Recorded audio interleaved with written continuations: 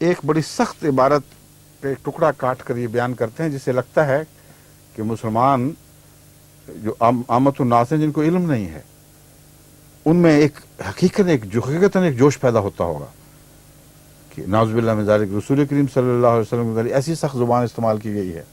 اس لیے جائز ہے کہ مرزا صاحب کو سب مریدوں کو تحقیق کر دیا جائے اور کاٹ کر پھینک دیا جائے، کیونکہ یہ لفظ تو ناقابل برداشت ہیں۔ اس کا آپ سن لیجئے قصہ کیا ہے۔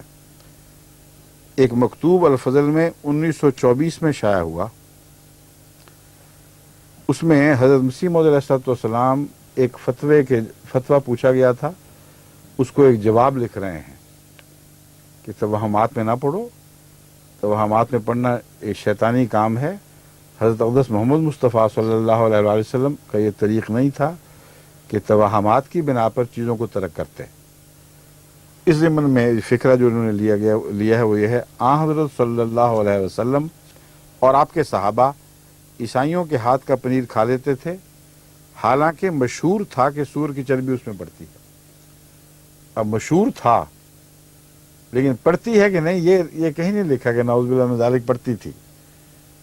عامت الناس میں ایک بات مشہور تھی، جس طرح انگریزوں کے وقت میں مشہور کر دیا گیا تھا کہ یہ جو کارتوس ہیں ان کے اوپر جو جھلی لگائی گئی ہے اس میں گائے کی چربی ہے، تاکہ اس سے ہندوستان میں ایک بغاوت کی تحریک اٹھے۔ تو یہ باتیں مشہور ہوتی ہیں۔ سوال یہ ہے کہ کیا یہ بات حضرت مسیح موعود علیہ السلام نے اپنی طرف سے بیان فرمائی ہے یا کوئی اس کی سند ہے، یہ دیکھنا چاہیے۔ اور وہ سند ان کی کتابوں میں موجود ہے، وہ چھپا کے بیٹھ جاتے ہیں۔ اس کو کون تقویٰ اور دیانتداری کہتا ہے؟ اب سنیے سند۔ زرقانی شرح المواہب مواہب اللدنیہ جلد 4 صفحہ 335 پر یہ حدیث درج ہے۔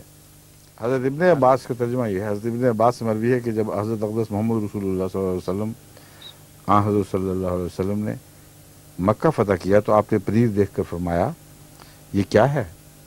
صحابہ نے کہا یہ کھانا ہے جو اجمی علاقے میں تیار کیا جاتا ہے۔ حضور نے فرمایا اس میں چھری رکھو اور اسے کھاؤ، یعنی چھری سے کاٹ کر کھاؤ۔ احمد اور بہقی نے ابن عباس سے روایت کی ہے کہ نبی صلی اللہ علیہ وسلم کی خدمت میں غزوہ تبوک میں پنیر پیش کیا گیا، یعنی اس روایت کا ایک دوسرے رنگ میں یوں بیان اس روایت کو کیا گیا ہے۔ تو آپ نے پوچھا یہ کہاں تیار ہوا ہے؟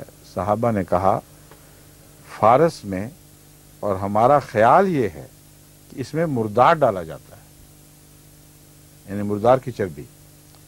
حضور نے فرمایا کھاؤ، اور ایک روایت میں ہے کہ فرمایا اس میں چھری رکھو اور اللہ کا نام لے کر کھاؤ۔ اب یہ روایتیں بہقی وغیرہ پرانی کتب حدیث میں موجود ہیں۔ نہ صرف یہ کہ موجود ہیں بلکہ مسئلے کے وقت فتویٰ پوچھتے وقت ان کا حوالہ دیا جاتا ہے۔ بس حضرت اقدس مسیح موعود علیہ السلام نے اگر ایک فتویٰ پوچھنے والے کو اس حدیث کا حوالہ دیا تو تم لوگوں کو کیا اعتراض ہے؟ تمہارے بزرگ جب بھی ایسے فتوے دیتے تھے ان کا حوالہ دیا کرتے تھے، قطعی طور پر ثابت شدہ بات ہے۔ چنانچہ میں اب آپ کے سامنے ایک روایت رکھتا ہوں۔ حضرت شیخ زین الدین بن عبدالعزیز اپنی کتاب فتح المعین شرح قراءۃ العین میں زیر عنوان باب الصلاۃ زیر قاعدہ مہمہ مطبوعہ مصر مؤلفہ 982 عیسوی میں لکھتے ہیں، وجوخ اشتہر عملہ بلحم الخنزیر وجبن شامی اشتہر عملہ بانفحۃ الخنزیر وقد جاءہ صلی اللہ علیہ وسلم جبنۃ من عندہم ولم یسأل عن ذلک، ذکرہ شیخنا فی المنہاج۔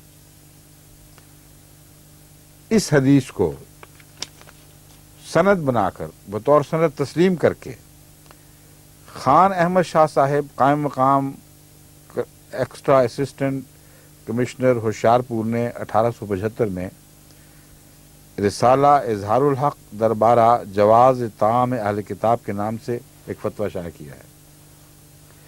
اس رسالے میں مولوی نذیر حسین صاحب جو شیخ الکل کہلاتے ہیں،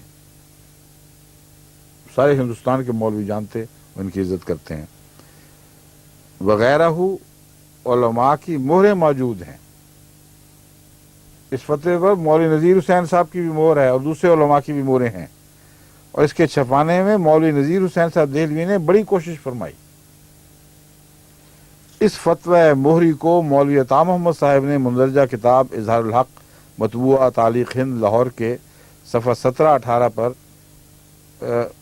क़ुर्रतुल ऐन है या क़िराअतुल ऐन है, क़ुर्रतुल ऐन होना चाहिए क्योंकि आंख की ठंडक मुराद होगी, 17-18 पर क़ुर्रतुल ऐन की शरह फतहुल मुबीन की अरबी इबारत मुंदरजा बाला दर्ज करने के बाद इसका तर्जुमा यूँ किया है।